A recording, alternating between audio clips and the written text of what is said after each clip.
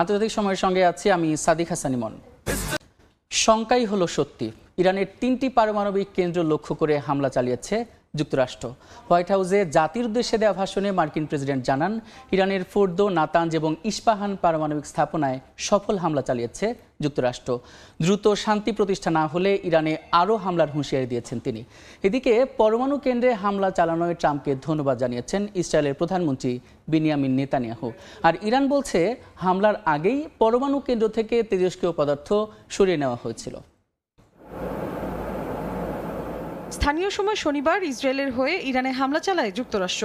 সামাজিক যোগাযোগ মাধ্যম ট্রুথ সোশ্যালে মার্কিন প্রেসিডেন্ট ডোনাল্ড ট্রাম্প দাবি করেন, ফোর্দো, নাতানজ ও ইস্পাহান পারমাণবিক স্থাপনায় সফল হামলা চালানো হয়েছে। মাটির গভীরে থাকা ফোর্দো পরমাণু কেন্দ্রে ভারী বোমা ফেলেছে মার্কিন বাহিনী। পরমাণু কেন্দ্রটি নিশ্চিহ্ন হয়ে গেছে বলেও দাবি করেন ট্রাম্প।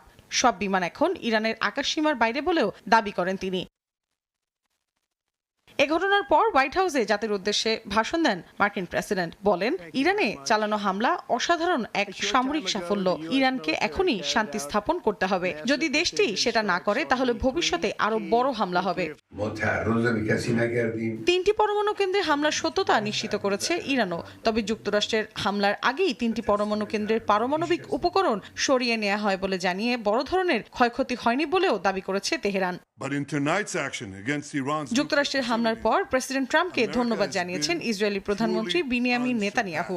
বলেন, প্রেসিডেন্ট ট্রাম্প বিশ্বের সবচেয়ে বিপজ্জনক শাসক গোষ্ঠীর হাত থেকে অস্ত্র ছিনিয়ে নেয়ার উদ্যোগ নিয়েছেন। যুক্তরাষ্ট্রের এই সিদ্ধান্তকে সাহসী পদক্ষেপ আখ্যা দিয়েছেন ইসরায়েলের সাবেক প্রতিরক্ষা মন্ত্রী ইয়োভ গ্ল্যান্ট। পারমাণবিক স্থাপনায় হামলার পর ইসরায়েলে উচ্চ সতর্কতা জারি করা হয়েছে। সব স্কুল বন্ধের পাশাপাশি গণজামায়াত নিষিদ্ধ করা হয়েছে। অতি প্রয়োজনীয় কাজ ছাড়া সাধারণ মানুষকে বাইরে বের না হতেও নির্দেশনা দিয়েছে IDF। এদিকে ইরানে হামলার